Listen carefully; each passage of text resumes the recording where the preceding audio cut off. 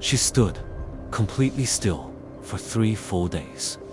No food, no water, no movement. A mother camel became a living shield against death. This is not a legend or an ancient myth. It happened in July 2025 in the southern Gobi Desert of Mongolia. The wind came first as a low hum rolling across the endless gravel plain, stretching toward the distant darkening horizon line ahead. Then the sky turned dark brown. The horizon vanished behind a massive wall of dust, rising like a living creature approaching fast.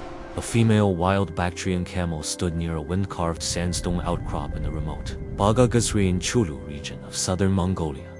She had given birth to her very first calf just 3 days earlier. The tiny creature could barely stand on its own legs. Its large, dark eyes were still learning to focus on movement across the harsh landscape. Everything in this world was completely new to it. A massive sandstorm was approaching at 80 kilometers per hour across the open plain, and there was absolutely nowhere to run for safety. The Gobi is not the golden sand desert most people imagine from movies. It is mostly gravel and bare exposed ancient rock. It is a wind-scoured plateau where summer temperatures reach 40 degrees and winter plunges to minus 40 degrees below zero, without mercy. Vegetation is sparse and scattered across vast distances. Water sources are separated by hundreds of kilometers across this unforgiving landscape of stone. The wild Bactrian camel is the only large mammal capable of surviving here year-round. Through every extreme season, this brutal land delivers. It can drink salt water when no fresh water is available. It can lose 30% of its body weight in fluid and survive. Its body is an evolutionary survival machine perfected over millions of years for the harshest conditions found on Earth outside the polar regions. But here's a fact that should concern everyone watching this. Fewer than 1,000 wild Bactrian camels remain alive on our planet today. They survive in only 3 isolated pockets across the Gobi Desert, 1 small population in Mongolia, and 2 fragile groups in China.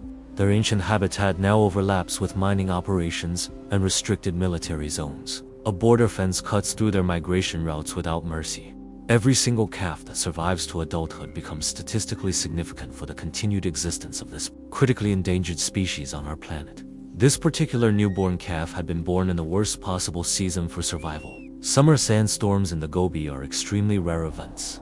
Most storms arrive in spring, but when summer storms do come, they strip away everything that is not firmly anchored to the ground. 80 km per hour. Winds lift gravel and sand particles into a horizontal wall of abrasion that can strip paint off metal surfaces within hours. For a 3-day-old calf, whose soft coat has not yet fully dried from birth, a direct hit from this storm means certain death. The abrasive particles would clog its tiny developing nostrils and drive grit deep into its fragile lungs, causing rapid suffocation and organ failure. Severe dehydration would follow within hours. A newborn calf has almost no reserves to draw from. It would simply shut down and perish. But this mother did what her ancestors have done for millions of years in this same unforgiving desert. She searched for shelter in rock. She found a narrow alcove at the base of the sandstone outcrop, a shallow depression carved by countless centuries of relentless desert wind.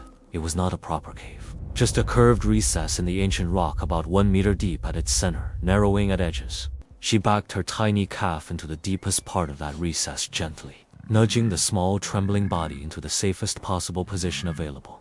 Then she turned her own massive body to face outward, toward the approaching storm, and sealed the entire opening of the alcove with her frame. Her broad back took the full, unrelenting force of the approaching storm. She became a living wall between her calf and total destruction. Wind carrying sand and fine gravel slammed into her body continuously, hour after hour, without any pause throughout the entire first long day. Within the first hour, the outer layer of her thick protective fur began to strip away under the relentless, sandblasting force of wind. Each individual hair on a Bactrian camel coat is a hollow structure that provides insulation against both extreme heat and extreme cold simultaneously. The relentless wind eroded those hairs like sandpaper grinding against soft wood. By sunset on day 1, patches of bare skin became visible.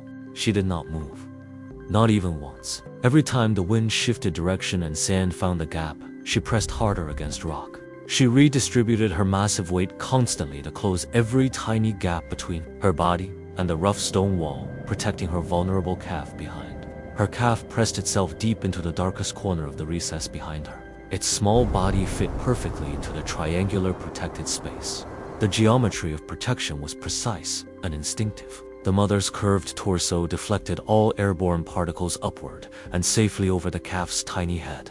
The rock wall behind them absorbed the backwash of redirected sand. Together, mother and ancient stone created a perfect shelter from nature's assault. For 72 consecutive hours, the mother did not eat a single mouthful. She did not drink one drop of water from any source. She did not urinate or shift her feet even once in 3 full days. Her stillness seemed impossible for an animal of her size. Her head stayed low and angled slightly downward so that her nostrils pointed directly toward her small calf below. This single detail matters most. Camels possess a specialized nasal passage structure called turbinates, scroll-like bones, lined with moisture-absorbing mucous membrane hidden deep inside their elongated skulls. In normal conditions, these turbinates extract precious moisture from exhaled air before it leaves the body. They recycle water vapor. Other mammals simply waste. But this mother was doing something extraordinary and deliberate. She was directing her warm, humid, exhaled breath downward into the space surrounding her calf. Each breath she released carried warmth and moisture recycled from her own lungs. It flowed downward and enveloped her calf in life-sustaining humidity. The calf's tiny nostrils stayed perfectly clear throughout the entire 72-hour ordeal. Its airways remained open and completely free of choking desert grit. She was effectively breathing for both of them simultaneously, using her own damaged body as a living humidifier in a desert, trying to destroy everything. The Gobi was trying its absolute hardest to desiccate everything alive within its merciless reach. But between mother and rock, the calf remained protected. On the morning of the 3rd day, the storm finally began to weaken. The screaming wind slowed to a low moan across the plain. Local Mongolian herders who had sheltered in a gear camp 12 kilometers away finally rode out on horseback to check on their camel herd. They spotted the mother first. Or rather, they found a strange shape that looked exactly like a half-buried rock at the base of the outcrop. Her protective fur was completely gone across most of her back and both shoulders, stripped entirely away by 3 days of relentless abrasive wind. The exposed skin underneath was cracked and raw in many places where countless sand particles had embedded themselves deep into the damaged tissue. Her eyes were completely crusted shut with layers of dried grit. Her lips had split open from 3 days of severe, unrelenting dehydration. Yet she was still standing in the exact same position she had taken 72 hours earlier when the storm first arrived, completely unmoved. The experienced herders approached her slowly and very carefully. They had witnessed camels perish in sandstorms before. They assumed this one was already gone. They believed she was a standing corpse preserved upright by the dry desert air alone, a sad monument to a losing battle against nature. Then the camel twitched one ear. Just one tiny movement that changed everything in an instant. She was alive. Against all logic, she survived. One herder reached out and touched her flank gently with his weathered hand. The skin beneath was burning hot and completely bone-dry to the touch. He walked carefully around her massive protective body and peered into the narrow rock recess behind her. What he discovered there completely stunned him. The newborn calf was curled into a perfect tight ball, with its small head tucked under its own chest. It was completely dry and unharmed. There was almost no sand anywhere on its soft young coat. It was breathing normally, with short, steady breaths, like an animal peacefully sleeping. This tiny calf had slept through a 3-day sandstorm safely in its mother's shadow, protected by nothing but her body and ancient stone. The herders immediately brought water from their supplies. 3 precious liters poured slowly and carefully into the mother's cracked, damaged mouth, drop by drop. She drank every drop without changing her protective stance, even once. The water disappeared instantly into a body that had been running completely on empty.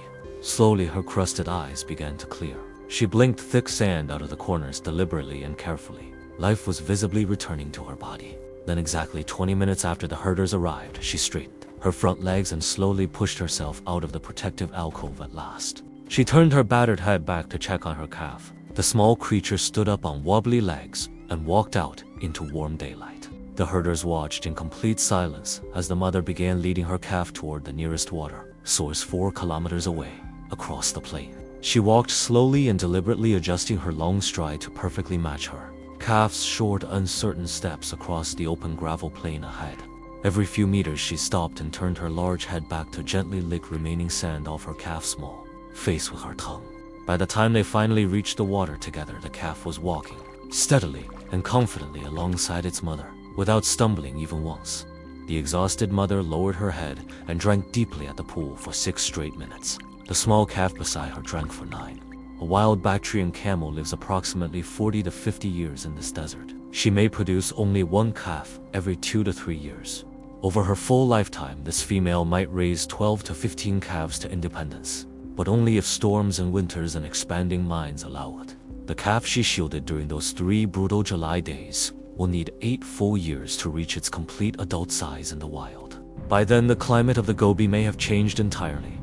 Storm patterns may shift. The mining corridors may have expanded even further into habitat. But that calf now carries something from those 72 hours. A memory written not in words but in bone and muscle, an ancient instinct. Somewhere tonight in the Gobi, another storm is building on the horizon. And somewhere another newborn calf is taking its very first breath alone.